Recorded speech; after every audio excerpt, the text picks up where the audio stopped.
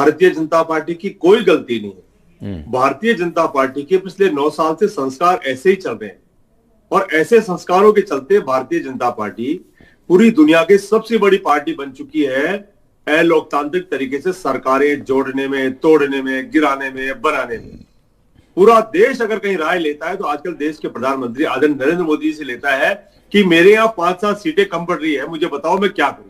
क्योंकि भारत एकमात्र देश ऐसा है जहां मुख्यमंत्री को उप मुख्यमंत्री बना दिया जाता है, जहां अल सुबह मुख्यमंत्री की शपथ हो जाती है, दोपहर में न जाने कोई व्यक्ति सोता है और उठता है तो टीवी पे देखता है तो मुख्यमंत्री बदल जाता है।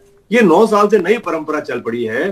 पहले वाजपेयी साहब के जमाने में, इंदिरा गांधी जी के जमाने में ऐसा नहीं होता था, लेकिन अब नई नई परंपराएं, नई नई इंदिरा गांधी के जमाने में और नई नई बातें करता है राजकुमार जी। मनीष जी, आप देख रहे हैं जमाने में क्या क्या नहीं होता। प्रधानमंत्री जी ने एक परंपरा और चली है, क्रिकेट में 11 खिलाड़ी खेलते हैं। भारत के प्रधानमंत्री चाहते हैं मैं ही बॉलिंग करूं और मैं ही बैटिंग करूं, कोई दूसरा बॉलिंग भी नहीं करना चाहिए, बैटिंग भी नहीं करना चाहिए, और जहां मैं खड़ा हूं उस पिक्चर में तो सिक्योरिटी का आदमी भी नहीं आना चाहिए, चाहे वो राम मंदिर का उद्घाटन हो, चाहे वो हमारे जो लोकसभा का नया भवन बना उसका उद्घाटन हो, चाहे वो नदियों में सफाई करते हुए नजर आते हैं आजकल, केवल थैली होनी चाहिए और जो डाला हुआ कचरा है वो होना चाहिए। तो भारत के प्रधानमंत्री जी इस देश को किस दिशा में ले जा रहे हैं? नहीं, लेकिन राजकुमार जी, राजस्थान के पूर्व मुख्यमंत्री राजकुमार जी, ये बात समझ से परे है, ये बात समझ से परे है कि अगर प्राइम मिनिस्टर अपनी इमेज की पोजीशनिंग करते हैं, बीजेपी अपने पक्ष में नैरेटिव बिल्डिंग करती है, तो उतना ही लोकतांत्रिक अधिकार आपको है। आपके भी कांग्रेस के नेता चाहे सोनिया गांधी, राहुल गांधी, अशोक गहलोत, सचिन पायलट, उनको भी उतना यहाँ के अपनी पोजीशनिंग कर सकते हैं। उसका चुनाव असल में तो मतदान तो ईवीएम से तय होता है ना, जनता के मोहर से तय होता है। अपनी छवि दिखा रहे हैं तो निश्चित रूप से जनता पसंद कर रही है। आपको भी पूरा आगे, आप भी यात्रा निकाल रहे हैं, आप भी प्रचार कर रहे हैं। चुनाव में, विधानसभा चुनाव में आप ही की सरकार थी जब आपने तमाम कल्याणकारी योजनाएं शुरू की, ओपीएस शुरू किया, उज्ज्वला में आपने सस्ता सिलेंडर शुरू किया, मुफ्त बिजली दी, मुफ्त राशन दिया, फिर भी खारिज कर दिए गए।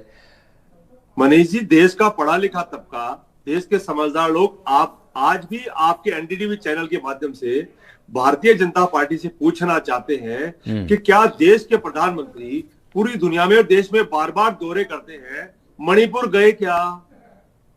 उनके पास जवाब नहीं। देश के लोग पूछना चाहते हैं, बेटियों की बात करने वाली भारतीय नहीं जनता, ये राजकुमार जी, ये बड़ा भ्रमित करने वाली बात है। देखिए, आप पूरे साल भर से सवाल उठा रहे थे कि मणिपुर गए क्या, मणिपुर गए क्या, लेकिन आपको जनता ने राजस्थान में बिठा दिया, घर विपक्ष में बिठा दिया, मध्य प्रदेश, छत्तीसगढ़ में आपको विपक्ष में बिठा दिया। आप उनके जाने की बात करते हैं, आप सरकार से खुद ही चले गए। आप कब तक उस तरह के इश्यूज? नहीं, निश्चित रूप से मणिपुर अपने आप में एक मुद्दा है। देश के मुद्दे हमेशा उठाते रहेंगे। नहीं, मणिपुर निश्चित रूप से एक मुद्दा है, बीजेपी को लेकर सवाल है, लेकिन आप मानेंगे कि जो आपकी पॉलिटिकल स्ट्रैटेजी है, प्रधानमंत्री जी का एक शब्द निकला क्या? नहीं बोला उन्होंने। हमारे हिंदुस्तान की जो रेसलर है उनके लिए एक शब्द निकला क्या? जो अमुक व्यक्ति था उसको कोई पनिश किया क्या? देखिए, फिर वही आपकी राजकुमार जी, अभी हम राजस्थान में 3 सीटों पर चुनाव होने वाला है। हाँ, आप उसी पर बात कीजिए ना, उसी पर बात कीजिए जी। 1% से बना हुआ है और भारतीय जनता पार्टी में आज आपके चैनल पे कह रहा हूं, 80 से लेके चोटी तक का जोड़ लगाएगी कि 30 सीट में हम तोड़ ले। भारतीय जनता पार्टी माहिर हो चुकी है। मैंने क्या कहा कि पूरी दुनिया के अंदर एक्सपर्ट पार्टी बन चुकी है और आप आसानी से टूटने देंगे?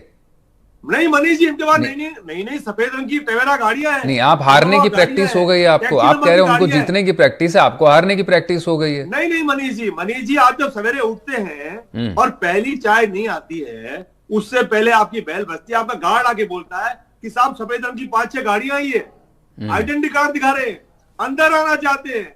ये जो नई परंपराएं चली है इस देश में, कोई आदमी उठते देवताओं के दर्शन करे और अगर कहीं टेढ़ा बोलोगे, जो चोरी करेगा वो जेल में जाएगा। इन परंपराओं जिन्होंने इस देश के पैसे को खाया है, आम आदमी के टैक्स के पैसे के साथ अन्याय किया है, वो कोई भी देश की सलाखों से नहीं बचेगा। राजकुमार जी, मुझे एक चीज बताइए, आप एक सीट है आपके हिस्से में जो जा सकती है, अब उसमें आपको भी संशय है, अभी कोई और मैं वही बोल रहा हूं, बीजेपी कभी नहीं कहती, बीजेपी जो सीट उसके हिस्से में नहीं वो उस पर भी दावा करती है। आपको उसी सीट पर संशय है कि वो बीजेपी तोड़ सकती है। मेरा सवाल यह है कि कौन आपकी सीट से, लोकसभा चुनाव की बड़ी मैसेजिंग होगी, राज्यसभा चुनाव एक तरह से कहीं ट्रेलर होगा, इसीलिए डिबेट का हमने आज आयोजन भी किया। आपके हिसाब से राजस्थान में लोकसभा चुनाव से पहले एक बड़ी पॉलिटिकल मैसेजिंग बीजेपी के खिलाफ देने के लिए इस सीट से कौन चुना जाना चाहिए? बतौर आप कांग्रेस कार्यकर्ता बताइए। कांग्रेस पार्टी का अच्छा कार्यकर्ता आएगा। कांग्रेस पार्टी एक अच्छे कार्यकर्ता को, अच्छे नेता को मौका देगी। भारतीय जनता पार्टी की तरह हमारे यहाँ कोई उद्योगपति नहीं है। नहीं, खबर तो यह है कि फिर कोई गांधी परिवार से चुन के जा सकता है, खबर तो ये भी चल रही है। मैंने कहा खबरें कुछ भी चलती रहे, भारतीय जनता पार्टी को तो चिंता ही गांधी परिवार की है। नहीं, आप मानते, आप सुनिए राहुल गांधी क्या कर रहे हैं, राजकुमार जी, आप कांग्रेस क्या करती है?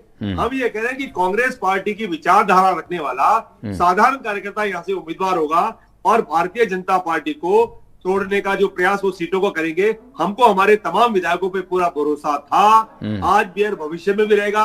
और अमित शाह जी और मोदी जी तो राजस्थान में अशोक गहलोत जी के सामने पटके नहीं खा चुके हैं। पूरा दुनिया जानता है, पूरा देश जानता है। ये अगर कामयाब नहीं हुए तो केवल राजस्थान में कामयाब नहीं हुए। जी जी।